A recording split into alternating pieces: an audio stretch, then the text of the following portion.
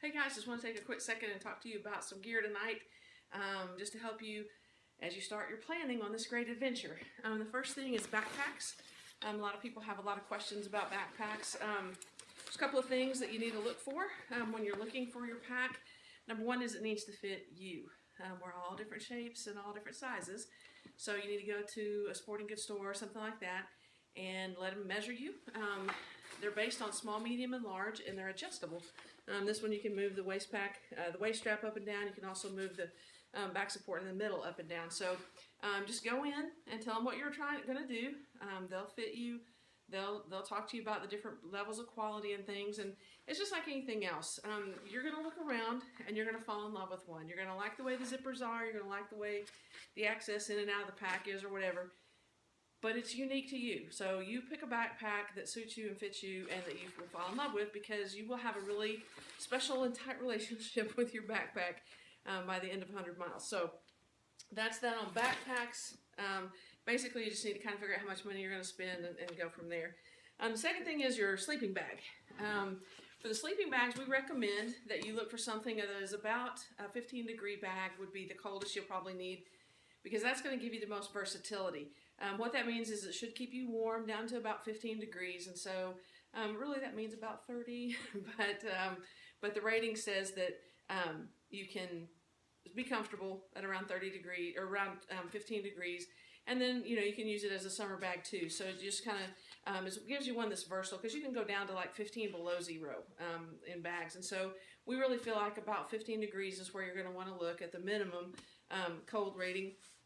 And also you need to stay below 3 pounds if you can. You don't want the kind of big Coleman square or rectangle sleeping bags that you use when you go car camping or take to deer camp with you. This is for backpacking, and so you're going to want to find something that packs down about the size of a football, or about the size of a soccer ball, maybe a soccer ball and a half, but about 3 pounds, and it packs down really light. There's two different kinds. There's down and there's synthetic, and it's really kind of a toss-up. Synthetic is getting really, really good and much better than it used to be, and so it's kind of competing with down. It's a little bit cheaper. The down is a little bit more expensive, but it also is lighter and packs down better. So it's kind of give and take, but you just need, again, look around, go to a sporting goods store, try some on, lay in them, while they're around in them, and see which ones are comfortable for you.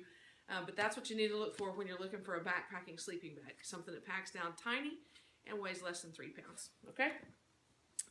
Next is your sleeping pad. We recommend either one that you blow up fully or one like this. This is a self-inflating, which means it has a little bit of a foam core inside, and then you just kind of take a couple of puffs of air to blow it on up. Again, go to the store. They have them already all out on display, and you can lay on different ones to see which ones will suit your needs.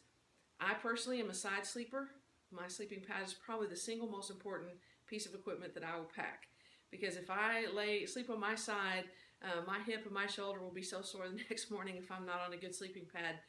It's almost debilitating. So a sleeping pad, again, they come in a lot of different price ranges and things. You don't necessarily need one that's for extreme cold, but you do need one that suits your needs as far as the amount of cushion that you'll need. So get in there, try them out. You'd want to stay away from the ones that are for car camping. Tell them it's specifically for backpacking, and it'll be the lighter varieties that'll pack down a little bit better for your to fit your backpack. We're not really going to talk about tents, because most likely you'll be using our tents on this particular expedition. So we'll just skip right over that and go into clothing. This is a question that a lot of people have about backpacking. And I remember my very first backpacking trip. I wondered how many sets of clothes to take. And the people that are real backpackers laughed at me, because you don't take changes of clothes. You take specific clothes for specific things, and you deal with it throughout the length of your journey. This is the clothes that I will typically hike in, just to kind of give you a rundown. I have a base layer shirt. This is a dry fit shirt, because you want to avoid cotton. Do not bring a cotton t-shirt on a backpacking trip. You want it to be dry fit, so that it can just with a little bit of a breeze, and once you stop sweating and you have a little bit of a breeze or can get some air, this shirt will be dry in just a matter of minutes. And then over the top of that, I'll wear what we call a camp shirt, and it's just basically a fishing shirt. I think this is a Columbia shirt, but it has long sleeves, and I can wear it just loose over this shirt. If it's a little cool or the sun's out bright and I don't want to put sunscreen on, I can just roll the sleeves down on this and have my skin protected from the sun. So that's what I'll wear on top, and then I'll wear shorts. These are REI Scree Line, I think, is their new short, but these are stretchy. They stretch in every direction, but they're also wicking. They also repel water from the outside, and they repel dirt, and they're a little bit tougher. So I don't know if you can kind of see what that material is, but it's kind of a stretchy, you can hear it's kind of a slick material, but it's really durable, and I'm going to wear these every day. So I really need to make sure they fit well. I need to make sure they're comfortable. They don't ride up, they don't roll down. Whatever it is that you have an issue with on shorts, make sure that the shorts you buy are shorts you can go 100 miles in. And make sure they don't chafe your legs. Make sure they don't, cause you to rub at your waist or whatever it is. But just make sure that your shorts are comfortable, durable, and able to handle the amount of punishment you're going to put them through in a 100-mile hike. With your hat, I will usually just use a cap. This one is from Columbia. It's called, I think, Omni-Freeze, and it's supposed to keep you cooler because I sweat and tend to run hot. So I like how they'll keep me cool. You can also do a bucket hat if you have problems with sunburn and things like that. You can get one of these fairly cheap at Walmart or whatever, but just something to keep the sun off your head. So not a really big technical thing there. Socks, I will do trekking socks. You definitely want a dry fit kind of blend, something that's going to wick the moisture away, because your feet really will sweat when you're hiking this far. I will carry 3 pairs of socks. I'll have 1 pair on. I'll keep 1 pair always in my sleeping bag, so it's always in my dry sack inside where they will not get wet. And then I'll have a spare pair, and I'll trade them out throughout the course of the day so that I've always got good dry socks on. They may not be clean, but they'll be dry. I like to have a tech towel with me that you can watch for these to be on sale somewhere. You can get them at Walmart or whatever. But they're just a microfiber towel. I keep a couple of these because they're really good just to kind of have in your pack where you can put your hand on it quick. If it rains or you just need to wipe something down or whatever you're working, and you just need a little towel. These are great. They're just micro towels. They're super cheap, and you can just throw a couple of those in. Sports bra, I will take also 3 bras because I'll have that I'll rotate through. I know this is getting real personal, but I think we're all women here, so I'll take 3 bras. I'll wear 1, and then I'll have 2 that I can rotate through to make sure I've always got a nice dry bra to put on. Underwear, also take 3 pair, but I don't really wear conventional underwear. These are called skimmies. They're actually by Hanes.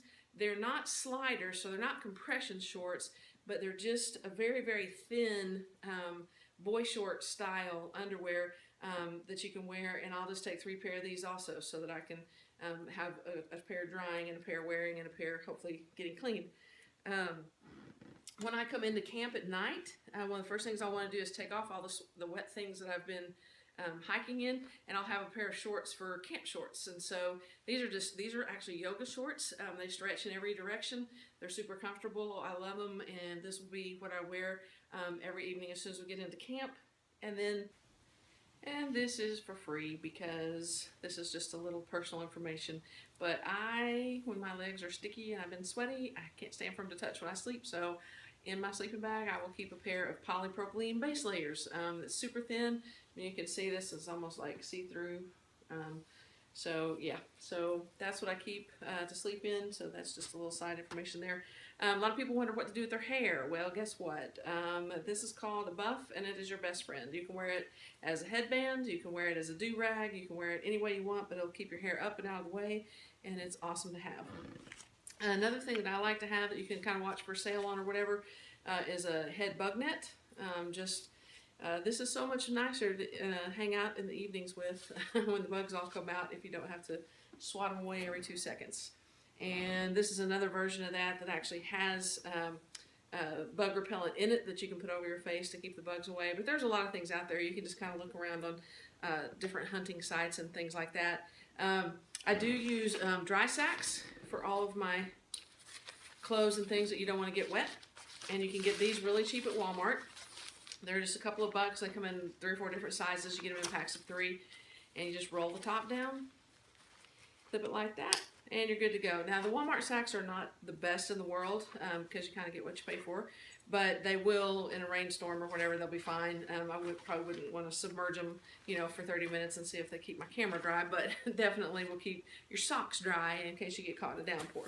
And speaking of water, how to handle water on the trip is kind of up to your preference as well. I personally will use a bladder like this. You just really need one, maybe a liter and a half.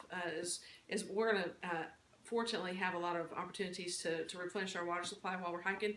But this just kind of sits on top of my backpack, right behind the, right below the skull cap on it, and then I could just drink as I go. So it just makes it really easy. So much more convenient for me than getting a bottle out every time I need a drink.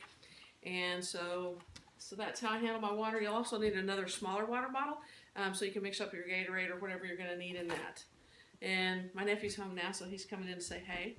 But now I want to talk about shoes a little bit.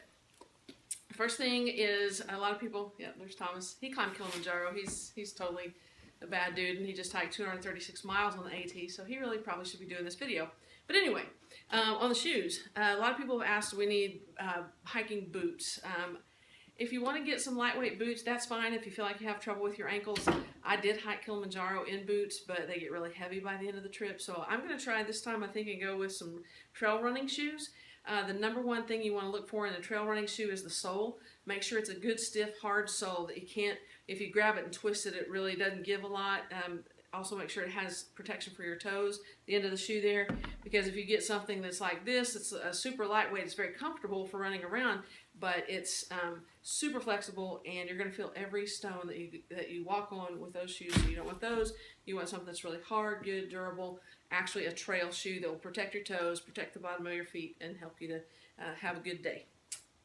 All right, I think this is probably one of my favorite things that I take on a trip. I know it's going to be June and you don't think you need a jacket, but it always gets cool at night. And I take this jacket because it's super lightweight. It's just a light polyfill, but it also doubles as my pillow. So I'm not wasting any space or weight with my gear. Doubles for two purposes, so I really like that. But it's really nice when you've been sweating all day and you're just get chilled down at night to have a nice jacket to put on. So that's that. And rain gear. We always need good rain gear, so be on the lookout for a good rain shell jacket, one that will keep you dry, and also rain pants. If you'll notice, I didn't talk about any long pants. I don't bring any long pants when I backpack. I just bring rain pants, and so if I get cold, put on my rain pants. Even if it's not raining, they'll keep me warm. So that's how I handle that, and avoid carrying any extra weight to carry another pair of pants, just for when it's cold in the evenings or whatever. But that's kind of it for the major gear that you guys can be looking for now. This is just a simple video we put together. Obviously, there's a much better packing video coming. And also, please don't worry, that we are going to send you a meticulously detailed packing list that's going to deal with toilet paper and bug spray and chapstick and all the things that you still have questions about. But hopefully this will get you started on some of the bigger ticket items so you can be kind of shopping around. Places I like to look is if you go online to REI, they have a place called, I think it's the REI Garage now. It used to be their outlet, but it's the REI Garage Sale. So click on the garage sale. You can get some things that are a little bit lower in price. Sierra Trading Post is probably one of my favorite places to get really good deals because you kind of can find what you want in the store and then look online. And then Amazon, obviously, you can kind of shop prices there. And also, it's really good to look at the reviews. People will be really honest when they look at gear, and they'll tell you if it's a horrible shoe, you'll know within 2 reviews on Amazon. If it's a horrible shoe, don't buy it. So that's kind of what we wanted to do for you guys right now. I'm really excited about this trip, and we still have 2 spots left. So if you guys know of anybody, tell them to go hit the website and jump on board, and we'd love to have them. And I hope this helps you guys. Thanks.